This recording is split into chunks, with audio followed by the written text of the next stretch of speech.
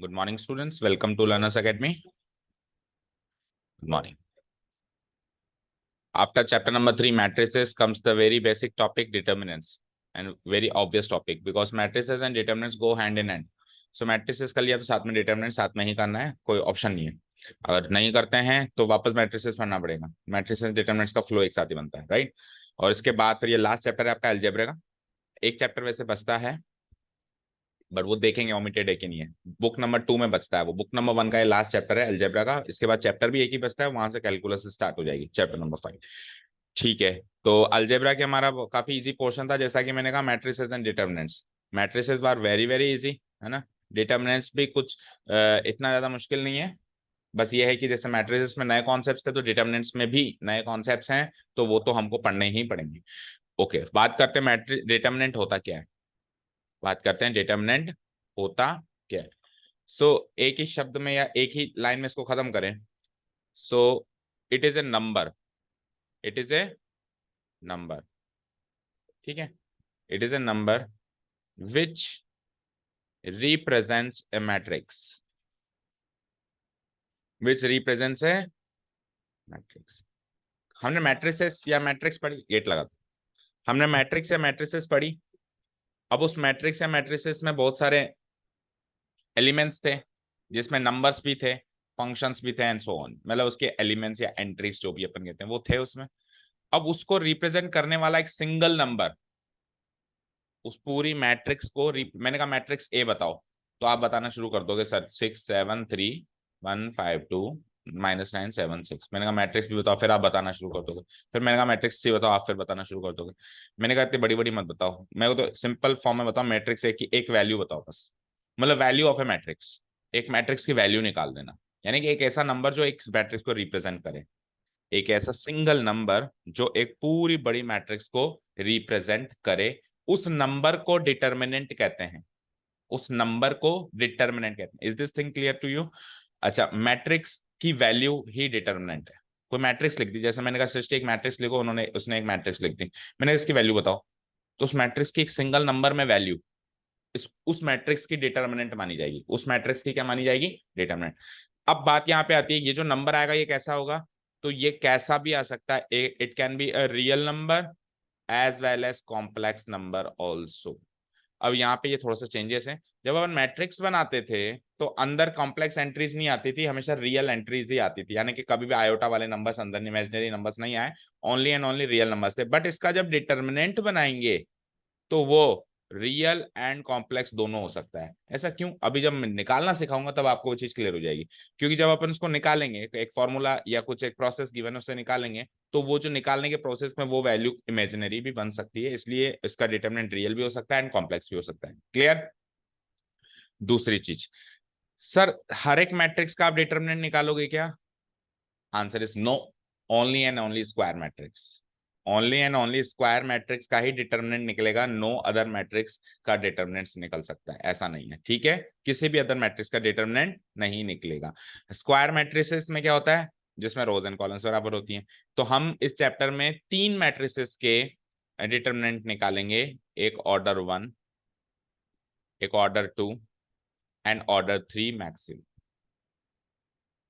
इससे ज्यादा हमारे कोर्स में नहीं है. ऑर्डर 1 की स्क्वायर मैट्रिक्स एक ही एंट्री मिलेगी. ऑर्डर 2 की स्क्वायर मैट्रिक्स 4 एंट्री मिलेंगी, 2 रोज 2 कॉलम. ऑर्डर 3 की स्क्वायर मैट्रिक्स में 9 एंट्रीज मिलेंगी, 3 रोज एंड 3 कॉलम्स. That's it. उसी के अंदर ये पूरा चैप्टर है, इससे बाहर हमारा कोर्स में नहीं. यहां तक चीजें क्लियर है. अब नोट्स बनाओगे या घर जाके लिखोगे. मतलब पहली अच्छा एक्सरसाइजेस कितनी है देखा, कुछ डिलीटेड ओमिटेड. टोटल एक्सरसाइजेस बताओ मुझे.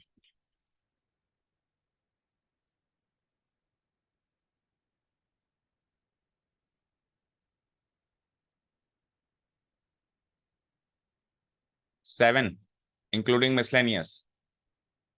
ओके, तो कुछ भी नहीं कटा फिर. डिटर्मिनेंट्स में से कुछ भी इस साल नहीं कटा, सब पढ़ना है. Okay fine. तो एक काम करते हैं, पहली exercise is very very easy. पहली एक्सरसाइज इंट्रोडक्टरी एक्सरसाइज है, अभी निकालना सिखा रहा हूँ डिटरमिनेंट कैसे निकालते हैं मैट्रिक्स का, उसी पर बेस्ड है, और एक आध कुछ छोटी मोटी प्रॉपर्टी होगी तो होगी। Second exercise is the most important and most tricky exercise of this chapter. इस पूरे चैप्टर में एक्सरसाइज नंबर 2 ही सबसे ज्यादा तंग करेगी। 1, 3, 4, 5, 6 सारी की सारी सरल, सारी की सारी प्रोसेस पे बेस्ड है, बस वो प्रोसेस याद करो और सारे सारे क्वेश्चन रहेंगे। सेकंड एक्सरसाइज तंग करेगी, तो एक काम करते हैं आज के दिन में एक्सरसाइज 1 का इंट्रोडक्शन प्लस एक्सरसाइज दोनों हो जाएंगे, ठीक है ना। प्रोवाइडेड दैट आप इसके नोट्स जो हैं घर जाके बना लें, ठीक है। तो स्टार्ट करें। डिटरमिनेंट क्या होता है बताओ? एक नंबर, एक रियल या कॉम्प्लेक्स नंबर जो एक स्क्वायर मैट्रिक्स को रिप्रेजेंट करे। लाइक जैसे क्लास होती है, क्लास में कुछ बच्चे होते हैं, एक मॉनिटर होता है, तो उस क्लास का एक मॉनिटर, उस मैट्रिसेस में बहुत सारे बच्चे हैं, एंट्रीज हैं, एंड उसका क्या होगा, एक मॉनिटर होगा, that is what is called determinant, ठीक है। बट द प्रॉब्लम इज कि ऐसा नहीं है कि क्लास के अंदर मॉनिटर तो जब अपन चुनते हैं तो उस क्लास का एक बच्चा होता है, बट इसमें ऐसा नहीं है। इसमें ऐसा नहीं है कि वो जो एंट्रीज हैं उसी में से एक नंबर चुन के डिटरमिनेंट बनेगा, उसमें से भी हो सकता है या एनी अदर नंबर भी हो सकता है, क्योंकि मैंने क्या कहा, रियल या कॉम्प्लेक्स भी हो सकता है।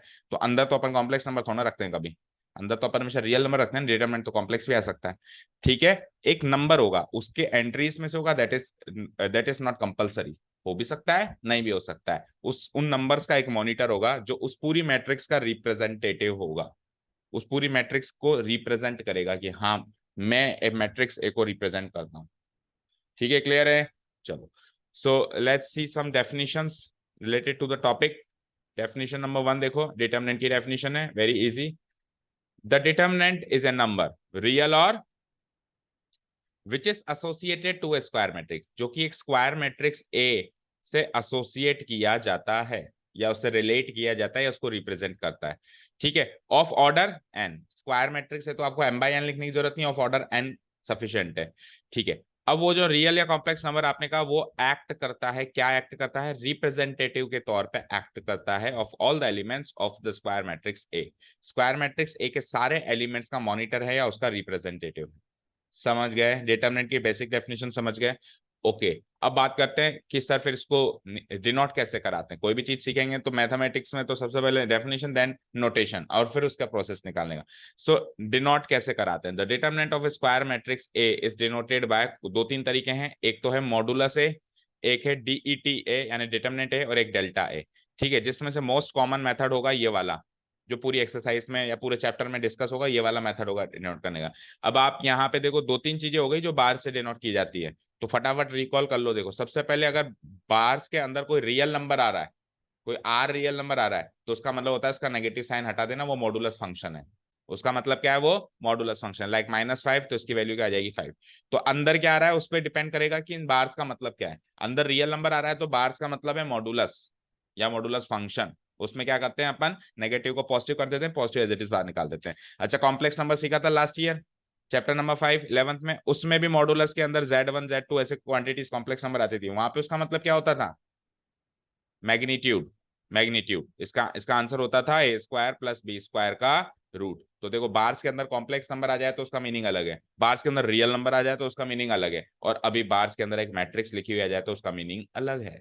तो ये दो बार्स जो हैं, ये दो बार्स बहुत सारे मीनिंग्स अलग अलग सिचुएशंस में शो करती हैं, ठीक है। रियल नंबर्स आ जाए तो मॉडुलस, आगे बोलो, कॉम्प्लेक्स नंबर आ जाए तो मैग्नीट्यूड, उसको भी मॉडुलस बोलते थे, मोड जेड बोलते थे अपन, उसको भी जेड बोलते थे, लेकिन उसका मतलब मैग्नीट्यूड होता था ना, ठीक है। उसमें क्या होता था, रियल पार्ट का स्क्वायर, इमेजिनरी पार्ट का स्क्वायर, दोनों का सम और फिर रूट, ठीक है ना। ए प्लस आई बी का अगर कोई कॉम्प्लेक्स नंबर है तो उसका मैग्नीट्यूड क्या होता था, बार से तो उसको रिप्रेजेंट करते थे, और होता क्या था, root of A square plus B square. और अभी मैट्रिक्स पढ़ रहे हैं तो मैट्रिक्स का कोई नाम लिख दूं ए बी सी, और उसके अगर बार लगा दूं, या बनी बनाई मैट्रिक्स है, मान लो मैट्रिक्स बनी बनाई है जैसे अपन बनाते हैं, उस बनी बनाई मैट्रिक्स में जो रेक्टेंगुलर ब्रेसेस होते हैं उनको तो हटा दूं और बार्स लगा दूं, तो अब वो डिटर्मिनेंट है, अब वो मैट्रिक्स नहीं है, अब वो एक सिंगल नंबर है जिसकी वैल्यू आपको पता करनी, ठीक है। फॉर एग्जाम्पल, अब let us take some examples. मान लो ए एक मैट्रिक्स है, आप देख पा रहे हो ए बी सी डी। अब मैं स्क्वायर मैट्रिक्स ही लूंगा सारी, बिकॉज निकलता है स्क्वायर मैट्रिक्स का, रेक्टेंगुलर मैट्रिक्स का इस पूरे चैप्टर में कहीं कोई जिक्र नहीं होगा, कहीं कोई क्वेश्चन नहीं होगा, कहीं कोई एग्जाम्पल नहीं होगा, सब कुछ will run in the square matrix, okay, ठीक है। So if A is a square matrix, आप देख पा रहे हो 2x2 की ए बी सी डी, तो इस ए का डिटर्मिनेंट लिखूंगा कैसे, ऐसे बार लगा के, और मैट्रिक्स जो बनी हुई है उस मैट्रिक्स फॉर्म में कैसे रिप्रेजेंट करूंगा, रेक्टेंगुलर ब्रेसेस तो हट जाएंगे और ये मॉडुलस टाइप के ब्रेसेस आ जाएंगे, ठीक है। ये जो है ये एक सिंगल नंबर है। वो निकालते कैसे भी पता चल जाएगा। ये जो है ये क्या है, ये 4 नंबर नहीं है।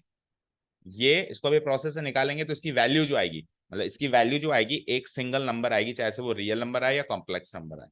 क्लियर है। हाँ, ऊपर जो चीज रखी हुई है वो एक वैल्यू नहीं है, वो तो रेक्टेंगुलर अरेंजमेंट ऑफ डेटा है। मैट्रिक्स क्या है? Matrix is a rectangular array of data, rectangular arrangement of data. तो वो तो एक अरेंजमेंट है, ये एक वैल्यू है। समझे क्या? ये एक वैल्यू है, वो एक अरेंजमेंट। तो बेसिक डिफरेंस कभी भी कोई पूछे ना, what is the basic difference between A matrix and A determinant? So matrix is an arrangement of numbers, determinant is itself A number, वो तो खुद एक नंबर है और ये नंबर्स का अरेंजमेंट है। समझ गए? ओके। और लिखने का तरीका या तो ऐसे लिख दो या ऐसे लिख दो, और मैट्रिक्स फॉर्म को ही अगर लिखना है तो ऐसे लिख दो। अब बात करते हैं 3 ऑर्डर में, हमने कहा कि डिटरमिनेंट निकलेगा ऑर्डर 1, ऑर्डर 2 और order 3। Order 1 is very very easy. Order 1 का जो स्क्वायर मैट्रिक्स होगी उसमें कितने एलिमेंट्स होंगे? बोलो बोलो। ऑर्डर 1 का मतलब 1 बाय 1, एक ही एलिमेंट होगा। तो क्लास में एक ही बच्चा पढ़ता है तो वही मॉनिटर, और किसको बुलाऊंगा मैं? बच्चा ही एक ही, सृष्टि पढ़ेगी तो सृष्टि मॉनिटर। सृष्टि आप ही राजा हो, आप ही बच्चे और आप ही मॉनिटर हो, अपने आप को मैनेज करो। सो ए इक्वल टू ए, एक ही एलिमेंट है तो उसका डिटर्मिनेंट भी ए। Very easy. बस जब मैट्रिक्स फॉर्म में लिखूंगा तो स्क्वायर ब्रेसेस लगाने, रेक्टेंगुलर ब्रेसेस लगाने पड़ेंगे। जब डिटर्मिनेंट फॉर्म में लिखूंगा तो डिटर्मिनेंट तो एक वैल्यू है ना। लाइक अगर मैंने कहा मैट्रिक्स ए इक्वल टू 3, उसमें एक एलिमेंट है 3, ये तो अरेंजमेंट है। अब अरेंजमेंट में नंबर ही एक ही है ना, तो डिटर्मिनेंट ए क्या होगा? अब आप ये कुछ नहीं लगा, वैल्यू लिखोगे तो इसका आंसर 3 होगा। एक ही बच्चा वही monitor. Very easy, determinant of order 1। अब चलते हैं 2 पे। चलें 2 पे। अब 2 से थोड़ा सा प्रोसेस शुरू हो जाएगा जो हमको ध्यान देना है।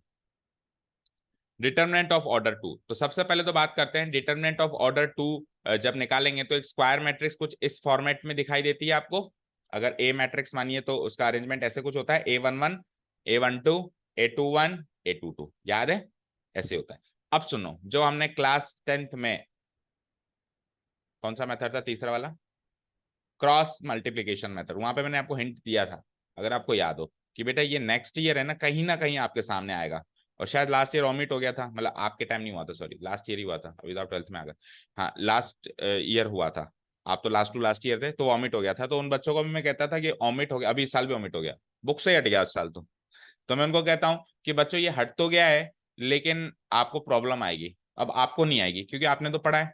तो क्या होता है, क्रॉस का मतलब मल्टीप्लाई, इसका मतलब माइनस, यही होता है। So just do this, A11 multiply A22, एक वैल्यू मिलेगी, देन माइनस, ये लग गया माइनस A21 मल्टीप्लाई A1। तो डायगोनल एलिमेंट्स का प्रोडक्ट करना है और दूसरा डिफरेंस देखना है, यही इस मैट्रिक्स की डिटरमिनेंट की वैल्यू होगी।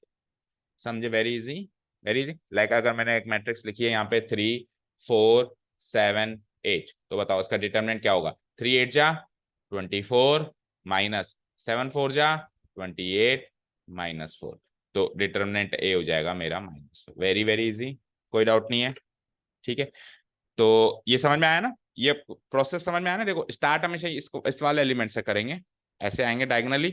जब अपन डायगोनली आ रहे हैं तब मल्टीप्लाई होगा, जब अपन हॉरिजॉन्टली आ रहे हैं तब माइनस होगा, फिर यहाँ से यहाँ माइनस होगा, एंड देन वापस डायगोनली जा रहे हैं तो मल्टीप्लाई होगा।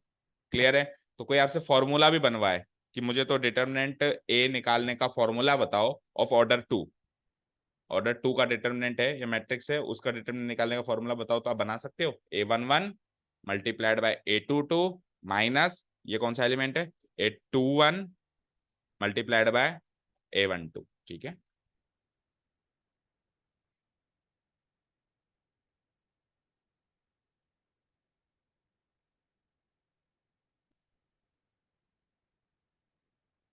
ठीक है, चले next. Now the main thing, अब आ रही है इस चैप्टर की सबसे मेन थिंग, ऑर्डर 3। आप मत मान के चलना आपको ऑर्डर 2 का क्वेश्चन आएगा, आ जाए तो कोई MCQs में आ जाए तो कह नहीं सकते, बाकी क्वेश्चन तो ऑर्डर 3 का ही आएगा। सर वही पढ़ा देते डायरेक्ट, वो इसलिए नहीं पढ़ा सकते क्योंकि ऑर्डर 2 का जो प्रोसेस है, ये प्रोसेस आगे ऑर्डर 3 में, ऑर्डर 3 का प्रोसेस मतलब इस प्रोसेस से अगली कड़ी है। तो ये नहीं आता तो वो नहीं आता, ये नहीं आता तो वो भी नहीं समझ सकते। चले ऑर्डर 3 पे सीधे चलते हैं। Determinant of order 3, first of all एक ऑर्डर 3 की स्क्वायर मैट्रिक्स कुछ ऐसी दिखाई देती है क्या? दिखाई देती है। अच्छा, ये स्क्रॉल तो ठीक ठाक कर रहा हूँ ना मैं, मतलब स्पीड में तो नहीं है, पॉज करके नोट हो जाएगा ना? ओके। तो एक स्क्वायर मैट्रिक्स है ए और ऑर्डर 3 की है, तो कुछ ऐसी दिखाई देगी क्या? A11 A12 A13 A21 22 23 and 31 32 33। तो इसी के जरिए समझेंगे हम। ठीक है। Be a square matrix of order 3, then we can find determinant A. अब अपन डिटर्मिनेंट ए निकाल सकते हैं। अब कैसे निकालेंगे, ध्यान से सुनना। इसकी किसी भी एक रो या किसी भी एक कॉलम के अलोंग इसको एक्सपेंड करना पड़ेगा। अब कितनी रोज हैं? रो 1 रो 2 रो 3। तो मैं या तो रो 1 के अलोंग एक्सपेंड कर सकता हूं, या रो 2 के अलोंग एक्सपेंड कर सकता हूं, या रो 3 ऑप्शंस हो गए। फिर किसी भी कॉलम के अलोंग भी एक्सपेंड कर सकते हो। कितने कॉलम से? 3। सो कॉलम 1 के अलोंग एक्सपेंड कर सकते हो, कॉलम 2 के अलोंग कर सकते हो, कॉलम 3, 3 इधर। तो टोटल 6 ऑप्शंस हैं इस डिटर्मिनेंट की वैल्यू निकालने के, और 6 के 6 ऑप्शन से सेम आंसर आएगा। तो ऑप्शंस हैं, ऐसा नहीं कि हर डिटरमिनेंट को 6 तरीके से निकालना है। वो ऑप्शंस हैं, आप किसी भी एक ऑप्शन को पकड़ सकते हैं। अब सर सबसे सही ऑप्शन क्या होता है? तो देखो, स्टार्टिंग में तो मैं आपको रो 1 के अलोंग एक्सपेंड करना सिखाऊंगा, और जनरली बच्चे रो 1 को ही चूज करते हैं, क्योंकि बेसिक हो जाता है, सबसे पहला पहला वही सीखा था। पर आई विल सजेस्ट यू, उस रो या उस कॉलम के अलोंग एक्सपेंड करो जिसमें मैक्सिमम नंबर ऑफ जीरोस हो। क्या कहा मैंने? Maximum number of zero. जैसे मान लो एक रो में 2 जीरो हैं और एक नॉन जीरो एंट्री है, तो उसके अलोंग कर दो। क्यों? उससे कैलकुलेशन आधी तो जीरो वाली तो खत्म ही हो जाएगी। ठीक है। और मान लो कि एक जीरो है तो, और बाकियों में जीरो ही नहीं है, तो उसके अलोंग कर लो। मान लो किसी में 3 जीरो है, तो कुछ भी मत करो, उसका आंसर जीरो है। ठीक है। कि अभी एक्सपेंड करके बता दूंगा कि उसका आंसर जीरो क्यों आएगा, पर 3 जीरो क्यों ही देगा, वो आंसर जीरो क्यों लाएगा। ठीक है, क्लियर है क्या? अब सर ये तो आपने कह दिया कि 3 रोज हैं, 3 कॉलम से, उसके अलोंग एक्सपेंड करना है, करना कैसे? सो शुरू करूं? पहले मैं कैजुअली बताऊंगा। सो लेट्स से मैं रो 1 के अलोंग एक्सपेंड कर रहा हूं। किसके अलोंग? तो रो 1 मेरी ये है। अब सर रो 1 के अलोंग एक्सपेंड करने का तात्पर्य क्या है? तो उसका तात्पर्य यह है, इसकी एक एक एलिमेंट को उठाइए। तो पहले कौन सा है रो 1 के अलोंग? पहला एलिमेंट कौन सा है? उठा लिया, उठा लिया। अब सुनिए, जैसे ही आपने A11 उठाया, कौन सा एलिमेंट उठाया बच्चे? A11। जो भी आपने एलिमेंट उठाया है, उस एलिमेंट की रो और कॉलम को भूल जाओ। अब एक 2x2 की मैट्रिक्स बची, इसको सॉल्व कर दो। अभी सीखा है ना कैसे होगा? A22 मल्टीप्लाई, डॉट लगा देता हूं, ऐसे हमेशा ऐसे आना है, कभी भी ऐसे या ऐसे इधर चारों तरफ से नहीं चलना, हमेशा इधर से इधर आना है। यानी कि मैं कह सकता हूं टॉप लेफ्ट कॉर्नर से स्टार्ट करना है, टॉप लेफ्ट कॉर्नर से हमेशा स्टार्ट करना है, कैसी भी 2x2 की मैट्रिक्स हो। ठीक है। सो A22 multiplied by A33, then I will go horizontally, so I'll put a minus sign. Then A32 multiplied by A23, I'm going diagonally, so I'll put a multiply sign again, A23। अच्छा sir, ये जो 2x2 की matrix बनी, इसका जो determinant एक value मिलेगी, उसका इससे क्या करना है? मल्टीप्लाई। जिस एलिमेंट को पकड़ के आपने रो एंड कॉलम काटा है, उस एलिमेंट को बची हुई 2x2 मैट्रिक्स के डिटरमिनेंट से मल्टीप्लाई करना है। ओके, यहां तक क्लियर है? अभी खत्म नहीं हुई कहानी। तो अब ये तो मैंने क्या किया, अभी अभी रो 1 के अलोंग एक्सपेंड कर रहा हूं ना मैं, तो रो 1 का एक एलिमेंट ही उठाया है। अब रो 2 का दूसरा एलिमेंट बोलो, A12। ठीक है। रो 2 का दूसरा एलिमेंट बोलो, A12। उठा लिया। अब सुनो, अब वही सेम टू सेम काम क्या करूंगा, इसके अलोंग रो एंड कॉलम को तो भूल जाऊंगा। एक्चुअली उधर तो काटना नहीं है, अपने मन में ऐसे मान लेना है कि ये कट गई, उधर नहीं ऐसे निशान लगाना है ना। ठीक है। अब बताओ, अब 2x2 की मैट्रिक्स अभी भी बच रही है, 2 1 2 3 3 1 3 3। स्टार्ट कहां से करूं? टॉप लेफ्ट कॉर्नर कौन सा एलिमेंट है? 2 1। So I will go horizontally like this, sorry diagonally like this, horizontally like this, and again diagonally like this. क्या लिखूंगा बताओ यार? हाँ, A21 multiply A33 minus A31 multiply multiply A23। Fine. अब एक लास्ट एलिमेंट और बचा है, तो किसी भी रो या किसी भी कॉलम के अलोंग आप एक्सपेंड करो, आपको 3 बार करना पड़ेगा ये काम, क्योंकि 3x3 की मैक्सिमम हम सीख रहे हैं, 4x4 तो हमारे कोर्स में ही नहीं है। So what I will do, अब A13 पकड़ लू। सो A13 यहां लिख देता हूं मैं, देन मल्टीप्लाइड बाय, बोलो A13 के रोज एंड कॉलम्स को भूल जाओ, तो अगेन एक 2 by 2 की मैट्रिक्स दिख रही है साफ साफ। टॉप लेफ्ट कॉर्नर A21 मिलेगा, बोलो A21 into A32 minus A31 into A22। इतना काम समझ में आया सबको अच्छे से? अच्छे से है। अब एक काम और करना है बस, इनका साइन डिसाइड करना है। इनका साइन डिसाइड करना है कि इस वाले इस वाले प्रोडक्ट का साइन क्या होगा, देन इस वाले प्रोडक्ट का साइन क्या होगा, एंड देन इस वाले प्रोडक्ट का साइन क्या होगा, ये आपको डिसाइड करना है। अब ये डिसाइड कैसे करेंगे, सुनना ध्यान से। इसकी पोजीशन क्या है, 1 1, तो 1 + 1 2। इसकी पोजीशन क्या है, 1 2, 1 + 2।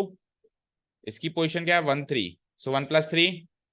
तो सम ऑफ द पोजीशन करना है, उस एलिमेंट की पोजीशंस का सम करना है। अगर सम इवन आए तो उसका साइन पॉजिटिव, और सम ऑड आए तो उसका साइन नेगेटिव। समझे? सम करना है, और सम अगर इवन आए तो साइन पॉजिटिव, और अगर ऑड आए तो साइन, और इवन और ऑड के अलावा कुछ आ नहीं सकता। सो 1 + 1 क्या होता है, 2। तो 2 तो इवन है ना, तो इसका साइन क्या रह जाएगा, पॉजिटिव। 1 + 2 3 ऑड है ना, तो इसका साइन क्या हो जाएगा, negative.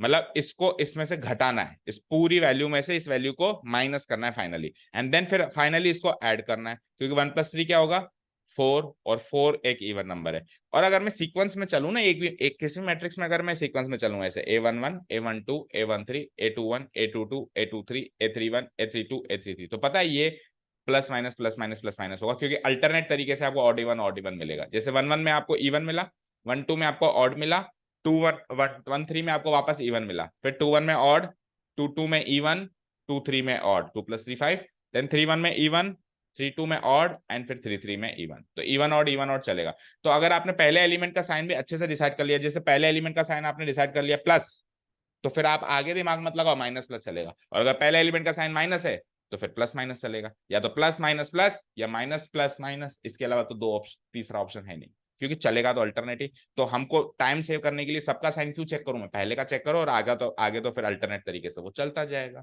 Is this thing clear to you? अच्छा, अब जो अपन फॉर्मूला बनाएंगे, जो ऑथेंटिक फॉर्मूला गिवन है उसमें क्या किया हुआ है, ये तो मैंने आपको शॉर्टकट बता दिया, ये प्लस ये माइनस ये प्लस। उन्होंने पता है क्या कहा है, उन्होंने कहा है कि ऐसे कोई साइन वाइन मत लगाओ, आप तो इसको करो इंटू 1 से मल्टीप्लाई, इसको करो -1 से मल्टीप्लाई, इसको करो 1 से, तो बात तो वही हुई। बात तो वही, मतलब जो रूल्स के अकॉर्डिंग चीजें बताई गई है वो उन्होंने ये कही है कि ए जिसका सम ऑफ पोजीशन इवन है उसको 1 से मल्टीप्लाई करना है, और जिसका सम ऑफ पोजीशन ऑड है उसको -1 से मल्टीप्लाई करना है। तो प्रैक्टिकली बात करें तो हुआ तो यही कि जो जिसकी सम ऑफ पोजीशन इवन है उसको एज इट इज छोड़ दे, मतलब वो प्लस में रखना है, और जिसकी सम ऑफ पोजीशन ऑड है उसको माइनस में रखना है। तो अब जब अपन बेसिक क्वेश्चंस करेंगे, जैसे अभी एक्सरसाइज 1 के ही करेंगे, तो फिर अपने को एक बार तो ऐसे लिखना पड़ेगा 1 × -1 × थोड़ा एडवांस हो जाएंगे नेक्स्ट एक्सरसाइज तक, तो फिर सीधे अपन साइन डिसाइड करेंगे, plus sign minus sign, plus sign minus sign. ठीक है, that's it, that is it. Exercise 1 में हम जा सकते हैं बिल्कुल। लेकिन अब अपने को क्या करना है, नोट्स के लिए क्या करना है, कितने तरीके थे, 9 तरीके। 9 तरीकों में से 4 तरीकों से तो अपने को नोट्स बनाने, ये तो पहला तरीका है इसकी डिटरमिनेंट बनाए, ये अपन ने रो 1 के अलोंग एक्सपेंड किया है। तो रो 1 रो 2 कॉलम 1 कॉलम 2, ये 4 तरीके अपने को नोट्स में लिखने हैं, ताकि कई बार क्या होता है पाबंदी भी आ जाती है कि आपको कॉलम 2 के अलोंग ही एक्सपेंड करके इसकी डिटरमिनेंट निकालनी है। तो फिर जब वो पाबंदी आ जाए लेट से, तो फिर हमने तो कॉलम 2 से प्रैक्टिस ही नहीं करी है, तो हमको प्रैक्टिस सबसे होनी चाहिए। ठीक है, तो मैं स्क्रॉल कर दूं फटाफट फटाफट, देखते जाओगे और फिर लिखते जाओगे, और फिर चलते सीधे एक्सरसाइज पे। बस एक आखिरी जो है छोटी सी प्रॉपर्टी है, उसके बाद हम एक्सरसाइज में चल सकते हैं। देख, we can find determinant A by expanding along any one row, by expanding along, अपने को लिखना भी पड़ेगा एक्सपेंडिंग अलोंग रो 1 कर रहे हो या रो 2 कर रहे हो या रो 3, क्वेश्चन में अपनी मर्जी से अपन जो भी रो को एक्सपेंड कर रहे हैं वो अपने को मेंशन करना पड़ेगा। एक्सपेंडिंग अलोंग एनी वन रो और column of the square matrix A. ठीक है, नोट। अब देखो वो जो मैंने बताई ना वो नोट बन के आ गया कि जनरली हमको वो रो या वो कॉलम सेलेक्ट करना चाहिए एक्सपेंशन के लिए which contains the maximum number of, उससे हमारा काम आसान। अभी सपोज करो मैंने A11 लिया, ए फिर 1 2 लिया, A13 लिया, मान लो A12 और A13 0 0 होते तो उसको मैं एक्सपेंड ही क्यों करता, 0 मल्टीप्लाइड बाय एनीथिंग तो वैसे भी 0 आना, 0 के पीछे प्लस माइनस साइन लगा तो भी 0 रहना है। तो मेरे को 3 एलिमेंट में से एक एलिमेंट को ही सॉल्व करना है, 2 एलिमेंट को मुझे सॉल्व ही नहीं करना, तो हमको फायदा हो गया, टाइम सेव हो गया हमारा। समझ गए सृष्टि? समझ गए? ओके, चलो तो अब चार तरीके से मैंने यहाँ नोट्स में लिखा है। सबसे पहले एक्सपेंशन अलोंग रो वन, ये तो वही अभी जो मैंने आपको बताई। डिटरमिनेंट ए क्या होगा बताओ, यही सब बताया अभी, बताओ कि इसको तो 1 से कराओ, इसको -1 से कराओ। अब जब आपने मल्टीप्लाई करा दिया तो फिर तो प्लस का ही साइन लगाओगे ना। और मान लो आप ये मल्टीप्लाई वगैरह नहीं लिख रहे हो, सीधे साइन लगा रहे हो, तो फिर आप इधर प्लस का लगाओगे, इधर माइनस आ जाएगा और फिर इधर प्लस आ जाएगा। और अंदर तो वो 2/2 की मैट्रिक्स का वैल्यू लिखनी ही है। ठीक है, expansion along row two, expansion along row two. तो रो टू के अलोंग आ जाओ, ऊपर मैट्रिक्स में आ जाओ। अब आप खुद बनाओ फॉर्मूला। अच्छा, कई जगह आपको कई टीचर्स या कई लोग कहते हैं फॉर्मूला याद करो। पॉसिबल है क्या? मजाक है क्या? फॉर्मूला क्यों याद करूं? मैंने आज तक याद नहीं किया, कोई भी नहीं करता। आपको प्रोसेस पता है ना, ऐसे आना ऐसे आना ऐसे आना। मैंने तो आपको इवन क्रॉस मल्टीप्लिकेशन का फॉर्मूला भी याद करने के लिए मना कर दिया था क्लास 10th में, कि मत करो कोई फॉर्मूला, आप तो सीक्वेंस याद करो, ऐसे ऐसे ऐसे ऐसे ऐसे। ठीक है, तो कोई याद बात करने की जरूरत नहीं। अब देखो आप खुद फॉर्मूला बना सकते हो रो टू के। रो टू का फॉर्मूला बनाओ जल्दी से। तो रो टू कहाँ है मेरे पास? This is my row two, this is my row two. पहला एलिमेंट पकड़ लो A21, क्या पकड़ लिया? A21। और A21 का सम ऑफ पोजिशंस करो, 2 + 1 क्या होती है? 3। तो ऑड, ऑड में क्या करते हैं? नेगेटिव, तो इंटू -1। ठीक है, अब ये गया, ये गया, क्या बचा बताओ? A12 multiply A33 minus A32 multiply A13। ठीक है, A21 के बाद अगला एलिमेंट है मेरे पास A22। और A22 इसका साइन अगर -1 था तो उसका +1 होगा, 100% होगा, अल्टरनेट में चलते ही है। तो ए, ये क्या लिखा था मैंने? A21 है नहीं, A21 की वैल्यू है ये A22। इसको 1 से करा दो मल्टीप्लाई, इसका साइन पॉजिटिव रहेगा। ये गया करो, A11 into A33 minus A31 A13, very easy. आ जाओ, अब तीसरा एलिमेंट कौन सा है? A23, A23। सो A23 लिख देता हूँ और इसका साइन क्या हो जाएगा? नेगेटिव। अब जब आपने 1 -1 ये लिख ही दिया तो फिर यहाँ प्लस यहाँ प्लस। ठीक है, आ जाओ, ये गया, ये गया, A11 A32 minus A31 A12, that's it, answer. अब आप जो नोट्स में लिखा हुआ है इससे मैच करो। रो टू के अलोंग एक्सपेंड करेंगे तो यही फॉर्मूला बनेगा, नहीं बनेगा? देखो ये फॉर्मूला यहाँ बना हुआ है, हमने जो लिखा है वो उससे मैच कर रहा है क्या? चेक करो,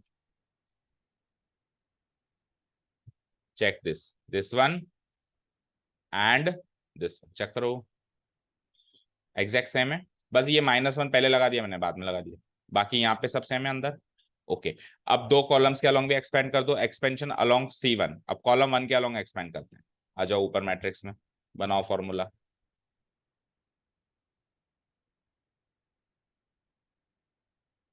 कॉलम 1 कौन सा है मेरा? ये वाला। तो अब इसके एलिमेंट्स पकड़ेंगे। तो पहला एलिमेंट क्या है? A11, साइन क्या होगा? Positive, into 1। ठीक है, ये गया, ये गया, वही बचा, क्या बचा? A22 A33 minus A32 A23। Then second element कौन सा है? अगर आप कॉलम के अलोंग कर रहे हो तो अब आप A12 नहीं पकड़ोगे, अब आप क्या पकड़ोगे? A21 पकड़ोगे, ये वाला एलिमेंट पकड़ोगे। और इसका साइन हो जाएगा नेगेटिव इंटू माइनस। ठीक है, ये गया, ये गया, बोलो A12 A33 minus A32 A13, fine. और फिर third and the last element of the column, let's see, A31 है। सो A31 इसका साइन पॉजिटिव हो जाएगा वापस, 3 + 1 4 होता है, इवन होता है। ये गया, ये गया, बोलो क्या बचा? A12 A23 minus A22 A13। ठीक है, और यहाँ प्लस, चलो आंसर मैच करें। मतलब फॉर्मूला जो हमको ऑथेंटिक दिया हुआ है और ये जो हमने बनाया, ये करेक्ट है कि नहीं, है ना?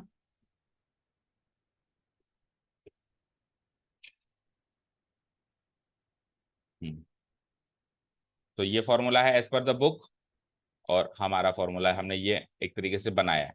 करेक्ट है? चेक करो, एक एक एलिमेंट चेक करो, एक एक एंट्री चेक करो, सब सही है। ठीक है, और सिमिलरली कॉलम 2 के अलोंग भी कर सकते हो। तो आपको नोट्स में ये चार तरीके से एक्सपेंड करना, एक 3x3 मैट्रिक्स को लिखना है। ठीक है, एक्सपेंशन अलोंग रो 1, एक्सपेंशन अलोंग रो 2, एक्सपेंशन अलोंग कॉलम 1 कॉलम। ठीक है ना, for the sake of notes, notes के खातिर। ठीक है, कल को मान लो आप किसी जूनियर को अपनी नोटबुक दो तो वो समझ जाए बेचारा, है ना? ठीक है, और नोट्स हमेशा कैसे बनाने चाहिए आपको पहले बताया था मैंने, कैसे बनाने चाहिए?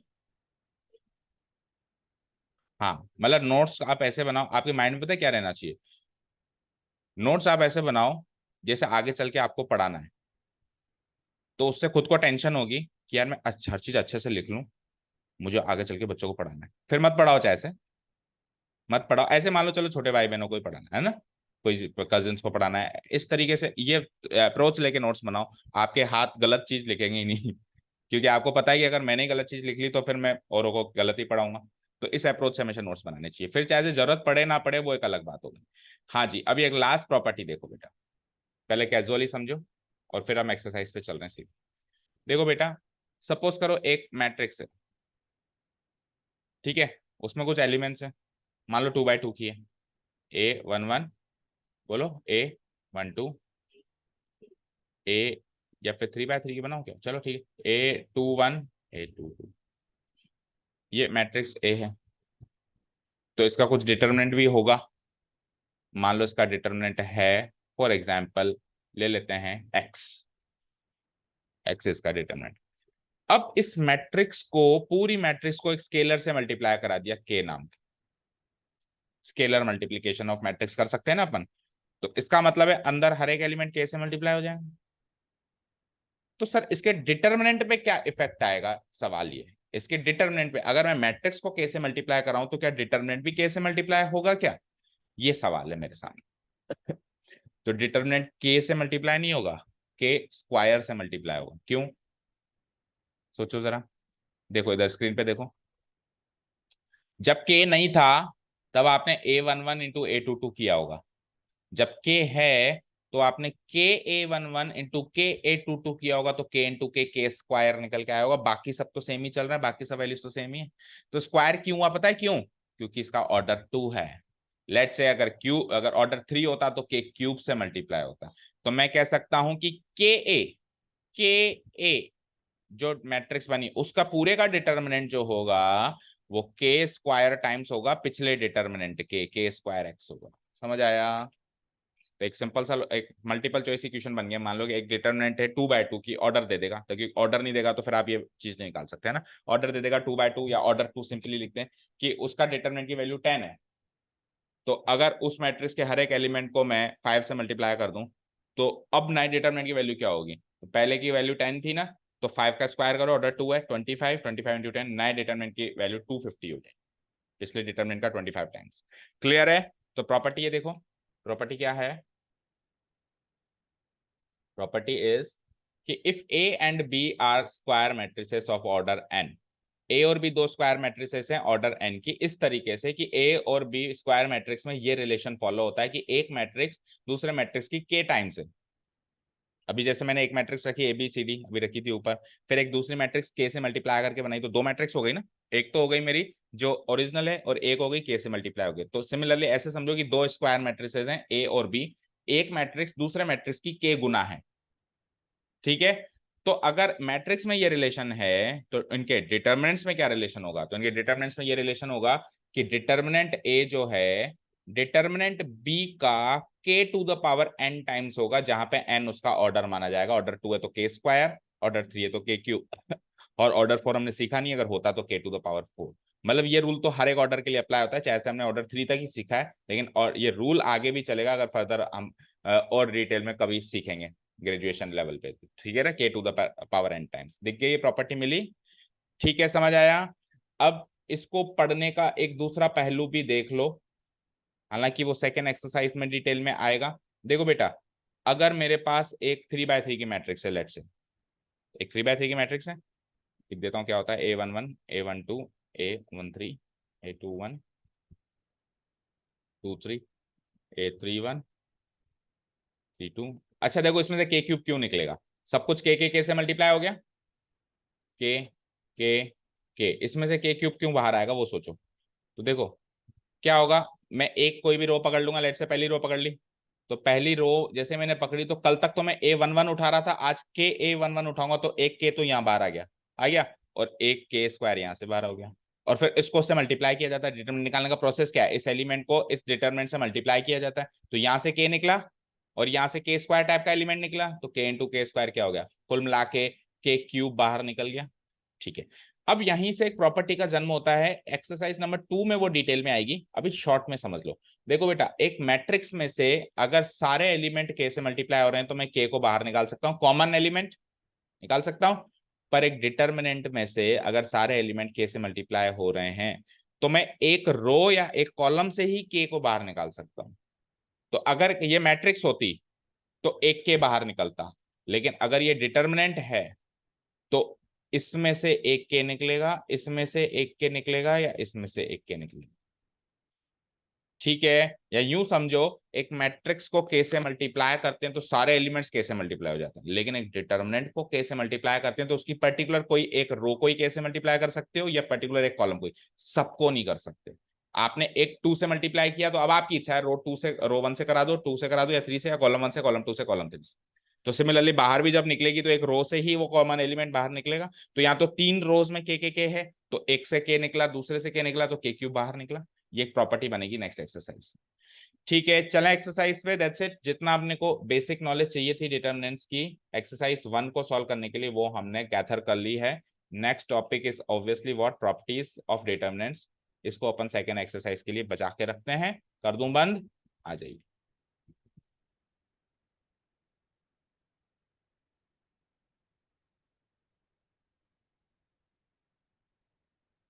Exercise 4.1 question number 1 read out करते हैं। Evaluate the determinants in exercise 1 and 2। इसमें डिटर्मिनेंट निकालना है। ठीक है, डिटर्मिनेंट निकालना है, दैट मींस इसको डिटर्मिनेंट फॉर्मेट में दे रखा है। देखो क्वेश्चन ऐसे आ जाए, find the determinant of the given matrix, तो मैट्रिक्स फॉर्म में अगर वो देगा तो ऐसे देगा, और उसने कह दिया कि इवेल्युएट द डिटरमिनेंट, नीचे दिए हुए, अब ये डिटरमिनेंट ही दे दिया उसने सीधे ही, नीचे दिए हुए डिटरमिनेंट को इवेल्युएट करो। इवेल्युएट मतलब इसकी वैल्यू निकालो, तो इसकी वैल्यू निकालना, क्योंकि बात एक ही है ना, कंफ्यूज मत हो जाना। बोलो क्या करते हो, बोलो जल्दी से बोलो। 2 × -1, देन -5 × 4, सो 2 × -1 -5 × 4 -20, सो -2 + 20। एक उंगली फंसा लो आंसर की पे, फटाफट आंसर आते जाएंगे। 20 - 2 = 18, तो पहले का answer 18, very easy. Okay, second का फर्स्ट पार्ट देखें। अब फंक्शंस भी तो आते हैं मैट्रिसेस के अंदर, है ना। So cos theta into cos theta करूंगा, cos theta into cos theta, then minus this, then minus, तो माइनस, फिर sine theta into minus sine theta, यही करना है। So it is like cos theta into cos theta, cos square theta minus minus plus sine square theta equal to 1। ठीक है, तो इस पूरी मैट्रिक्स को एक ही वन जो नंबर है, रियल नंबर है, वो उसको रिप्रेजेंट कर रहे हैं। ठीक है, इधर आओ। अब अगेन एक एल्जेब्रिक फंक्शन है, फंक्शन तो कोई से भी आ सकता है, जरूरत थोड़ी ना ट्रिग्नोमेट्रिक का है, अंदर एल्जेब्रिक फंक्शंस भी आ सकते हैं। सो दिस इनटू दिस, तो x square minus x plus 1 multiplied by x plus 1 हो गया, देन माइनस साइन, फिर ये x plus 1 multiplied by x minus 1, इसी को इवेल्युएट करना है आपको, कर सकते हैं तो कर दो। सो x square into x,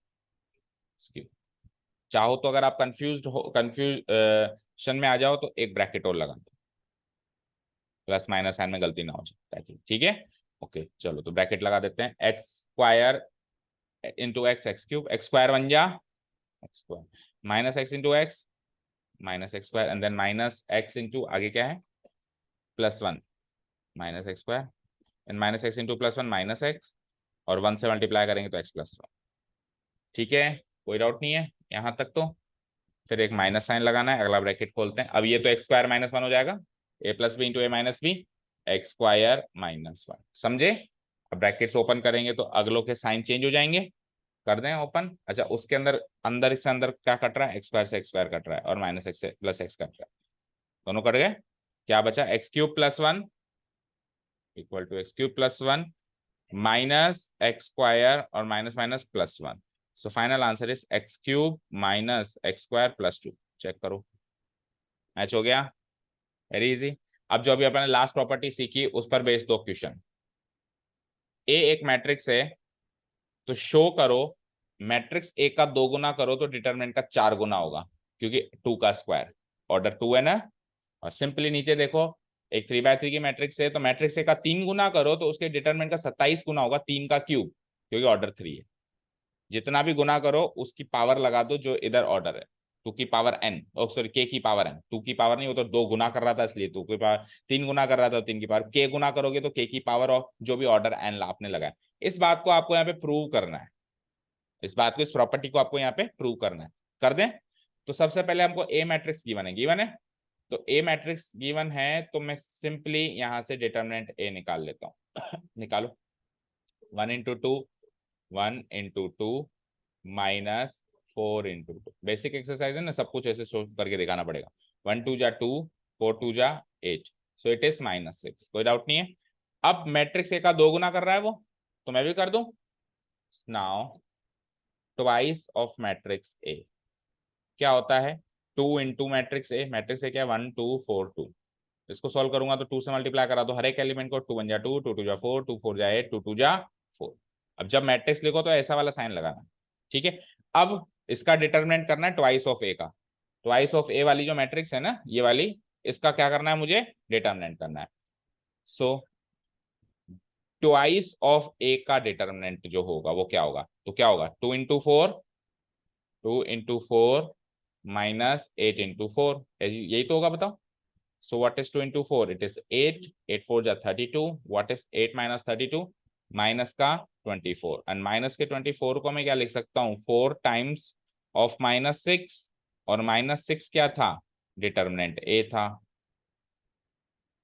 proved, proved हुआ कि नहीं हुआ, देखो, ट्वाइस ऑफ मैट्रिक्स ए का डिटर्मिनेंट 4 times ऑफ डिटर्मिनेंट ए के बराबर है, यही प्रूव करना था। चेक करो ऊपर, टू प्रूव लिख देना पहले आप, टू प्रूव, ये हो गया मेरा यहाँ पे प्रूव्ड।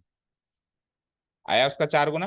अब सर इससे 4 ही क्यों कॉमन लिया, क्योंकि क्वेश्चन में 4 गुना प्रूव करना है, जितना गुना प्रूव करना है उतना कॉमन ले लेना, बाकी को छोड़ देना, वो सेम टू सेम उस डिटरमिनेंट से मैच करेगा। ऐसा का ऐसा काम फोर्थ में अपने को 3/3 के साथ करना शुरू हो जाओ, तो ये बस प्रैक्टिस हो जाएगी आपकी इससे, है ना। तो अब मुझे बताओ यहाँ पे डिटरमिनेंट ए निकालने के लिए कौन सी रो या कॉलम के अलोंग एक्सपेंड करना ज्यादा सही रहेगा, कॉलम फर्स्ट या फिर रो 3, या तो कॉलम फर्स्ट या रो 3।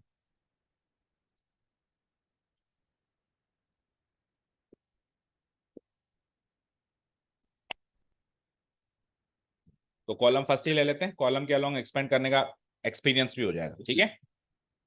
सो अगर मैट्रिक्स ए ये गिवन है तो उसका डिटरमिनेंट निकाल लेते हैं अपन। तो आपको एक लाइन लिखनी पड़ेगी, नाउ एक्सपेंडिंग, कौन से, अब जब ऑर्डर 2 होता है तो ऐसी लाइन नहीं लिखनी पड़ती, ऑर्डर 3 के लिए लिखनी पड़ेगी। तो कॉलम 1 के अलोंग कर रहे हो ना, expanding along C1, expanding along C1, we get, hello, हाँ जी, गुड मॉर्निंग, ओके, हाँ उदित बोलो, आप कहाँ, नीचे नीचे बेसमेंट, आप कोचिंग के बाहर आ गए क्या, आप नीचे आ जाओ बेसमेंट। क्या हुआ, ये गेट खोल दो, तो कोई बच्चा आएगा स्टेयर से उतरते हुए,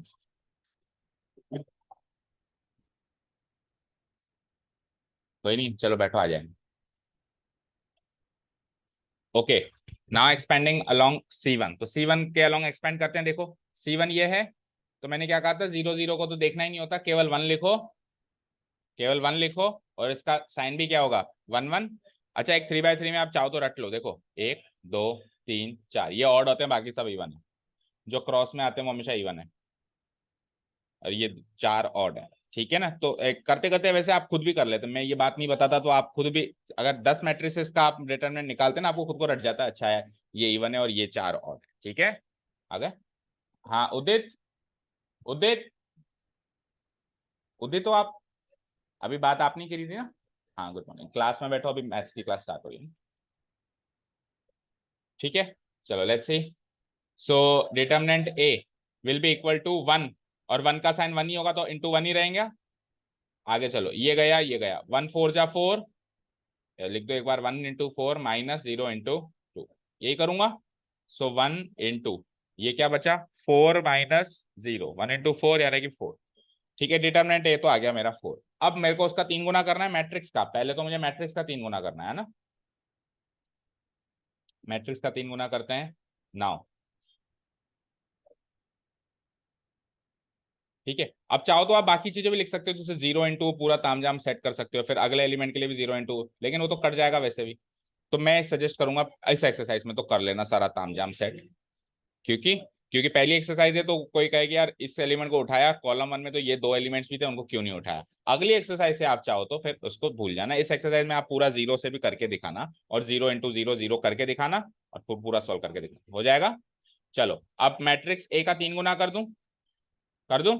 दैट मीन्स 3 गुना ऑफ जो भी मैट्रिक्स है, 1 0 1, बोलो आगे 0 1 2 0 0 कर दूं 3 गुना।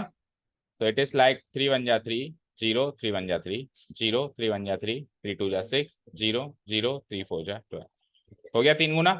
अब इस 3 गुने करने के बाद जो चाहो तो इसको एक बी मैट्रिक्स भी मान सकते हो कि B equal to thrice of A, अगर कंफ्यूजन हो तो। और नहीं अगर ऐसे समझ में आ रहा है तो अब इसका आपको डिटरमिनेंट निकालना है, यानी 3 गुना ऑफ ए जो किया है इसका डिटरमिनेंट निकालना है। तो निकालने के लिए अगेन आप इसको एक्सपैंड करोगे तो अगेन आपको लाइन लिखनी पड़ेगी। तो अगेन कॉलम 1 के अलोंग कर दूं, चलो अब रो 3 के अलोंग करता हूँ। ठीक है ना, उसमें भी 2 जीरोस हैं, कैसे भी कर सकते हैं। Now expanding along. ठीक है, 9th की छुट्टी करिए क्या? ठीक है,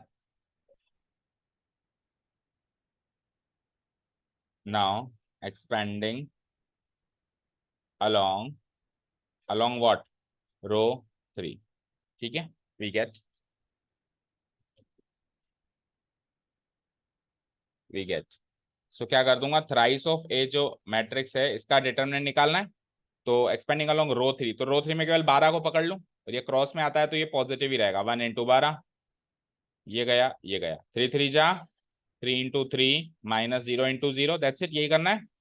सो 12 मल्टीप्लाइड बाय क्या हो गया 9, 12 9 जा क्या होता है 108। अब उसने 27 गुना करवाया था तो 108 में से 27 कॉमन लो जरा, 27 कॉमन लोगे तो आपको पता है क्या मिलेगा, 27 into 4, 27 4 जा 108 होता है। और 27 into 4 को क्या लिख सकता हूं मैं, 27 और 4 क्या था, मॉडुलस नहीं है, ये डिटर्मिनेंट है, नॉट मॉडुलस है। इसको बोलो भी मत मॉडुलस है। मॉडुलस कहाँ कहाँ बोलते हैं, रियल नंबर और कॉम्प्लेक्स नंबर में बोल सकते हैं, इवन कॉम्प्लेक्स नंबर में भी मॉडुलस नहीं मैग्नीट्यूड बोलते हैं, पर ठीक है वहां पे मॉड चल जाता है। लेकिन यहाँ पे ये डिटर्मिनेंट है। अच्छा, डिटर्मिनेंट और डिस्क्रिमिनेंट में भी डिफरेंस याद रखना। डिस्क्रिमिनेंट क्वाड्रेटिक इक्वेशन में होता था, नेचर ऑफ, तो कई बच्चे एक दूसरे के सब्स्टिट्यूट करके करते हैं कि सर इस मैट्रिक्स का डिस्क्रिमिनेंट बताओ। ठीक है, तो गलत वर्ड यूज नहीं करना, बोली में भी करेक्ट वर्ड यूज करना है। 27 टाइम्स ऑफ ए, तो एक तरीके से ये एलएचएस था, ये अगर मेरे को 2 प्रूव करना था तो उसका एलएचएस था क्या, ये, और आरएचएस पे मैंने क्या कर दिया, इसको खत्म कर दिया, प्रूव्ड हो गया। क्लियर, ठीक है, कर दूं डिलीट। अब ये बचे हुए बीच के सारे क्वेश्चन होमवर्क है, सीधे आओ लास्ट में।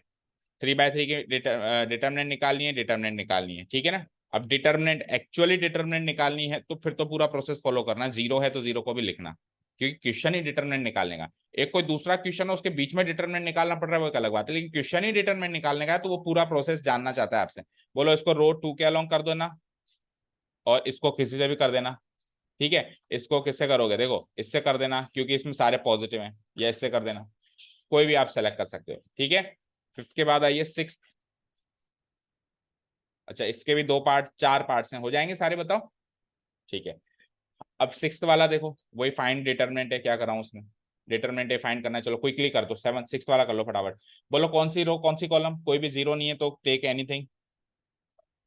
Column 1, column 1, okay. So expanding along column 1, तो रफली कर रहा हूं मैं, पहले 1 को उठाऊंगा और 1 को इंटू 1 करूंगा। ठीक है ना, आगे चलो, ये गया 1 इंटू -9 माइनस 4 इंटू -3, फाइन। ठीक है, प्लस दूसरा एलिमेंट उठाओ, कॉलम 1 में दूसरा एलिमेंट क्या है 2। अच्छा, ऐसे मत कर देना कॉलम 1 के अलोंग चल रहे थे और अचानक से रो 1 पे शिफ्ट हो गए, ऐसे भी करते हैं कई बच्चे। 2 एलिमेंट कॉलम 1 के ले लिए, फिर भूल गए और तीसरा एलिमेंट रो 1 का ले लिया, फिर आंसर मैच नहीं करेगा। बाकी आप इन 6 ऑप्शंस में से कुछ भी करो, आपका आंसर मैच करेगा। एक ही रो या एक ही कॉलम के एलिमेंट्स को उठाना है। ओके, 2 इंटू, अब ये -1 रहेगा ऑब्वियसली, वो 1 रहा था तो ये -1 अल्टरनेट होता है, ये गया 1 इंटू -9 -4 इंटू माइनस का 2। एंड फाइनली 5 को पकड़ेंगे तो ये गया प्लस 5 इंटू 1 हो जाएगा, अल्टरनेट 1 माइनस 1 1, ठीक है। तो 1 इंटू -3 एंड देन ये ब्रैकेट भी लगा दो नेगेटिव नंबर्स को, माइनस 1 इंटू -3 1 इंटू -2, फाइन, ठीक है। सॉल्व करते हैं इसको। सो ये 1 इंटू 1 1 और अंदर वाली क्वांटिटीज को सॉल्व करो, -9 + 12 -9 + 12 + 3, ठीक है, प्लस आगे चलो 2 इंटू -1 तो -2 हो गया, मल्टीप्लाइड बाय अंदर वाली क्वांटिटी सॉल्व करो, -9 + 8 -9 + 8 -1, ठीक है, प्लस 5 × 5 इंटू 1 इंटू -3 -3 + 2 -3 + 2 अगेन -1, इसको फिर सॉल्व करो 4, ये हो जाएगा 2 और ये -5, सॉरी ये 3 प्लस कर दिया मैंने, 3 + 2 देन -5, 0 आ गया आंसर, 5 - 5 0, देखो, ठीक है। तो डिटरमिनेंट की वैल्यू 0 हो सकती है ना, कोई भी रियल या कॉम्प्लेक्स, पर मैट्रिक्स की वैल्यू 0 नहीं हो सकती, क्या होती है, ओ, ठीक है ना। थोड़ा बड़ा ऐसे बना के आना अगर मैट्रिक्स से इक्वेट करा रहे हो, नहीं तो 0 को छोटा, ठीक है। अब 7th एंड 8th क्वेश्चन में क्या करना है, मैट्रिक्स डिटरमिनेंट के अंदर की कुछ वैल्यूज एक्स टाइप की मिसिंग एलिमेंट्स है, मिसिंग एलिमेंट्स को फाइंड आउट करना है, दो डिटरमिनेंट्स को इक्वल कर रखा है। अब डिटरमिनेंट तो एक वैल्यू है ना, तो वैल्यू वैल्यू के इक्वल कर सकते हैं अपन, नंबर को नंबर के इक्वेट कर सकते हैं ना, कुछ भी नहीं है, इधर से इसको निकालो उधर से इसको निकालो, इक्वेट करो और आंसर आएगा। करें, बोलो करें, करो जल्दी से, हाँ बोलो इसका आंसर बोलो, फर्स्ट वाले को, इस फर्स्ट वाले में ये वाला पार्ट इवेल्युएट करो जल्दी से, 2 1 जा 2 -5 4 जा 20, इधर आओ, 2x into x 2x square -6 4 जा 24, 2 - 20 और 2x स्क्वायर -24, -24 इधर जाएगा, +24 -18 गिव्स मी 2x स्क्वायर, कितना आया 6 = 2x स्क्वायर, काटा क्या आया x स्क्वायर = 3, x की वैल्यू प्लस और माइनस √3, इधर आओ सेकेंड वाला पार्ट, 2 5 जा 10 4 3 जा 12, x into 5 5x, 2x into 3, हाँ -6, -2 साइन लगी गया और 2x इंटू 3 6 है, 10 - 12 -2 -x, तो x = 2, चेक करो, यहाँ पे दो वैल्यूज आ रही है, प्लस और -√3, वहाँ की वैल्यू आ रही है, तो मिसिंग पार्ट x की वैल्यू निकल जाएगी। 8th वाला देखो, x इंटू एक्स -8 इंटू जा 36, 6 6 जा 8 इंटू जा, तो x स्क्वायर -36, ये तो हो गया 0, सो x स्क्वायर = 36, सो x की वैल्यू √36, √36 इज प्लस और -6, ऑप्शन नंबर बी। खत्म एक्सरसाइज पहली, बेसिक नॉलेज के साथ एक्सरसाइज हो जाएगी कल तक, तो फिर अपन अब सबसे भयानक टॉपिक पे चल रहे हैं इस चैप्टर के, कोर्स के नहीं कोर्स में तो और भी भयानक भयानक टॉपिक, इस चैप्टर के या पूरी अलजेब्रा के कह लो, मैट्रिक्स एंड डिटरमिनेंट्स दोनों चैप्टर, मैट्रिक्स में एक भयानक टॉपिक था वो कट गया, डिटरमिनेंट्स में से नहीं काटा इन्होंने, ये प्रॉपर्टीज अपन कल सीखेंगे, ठीक है, चलो जाओ, thank you so much for listening to us, have a nice day, keep learning.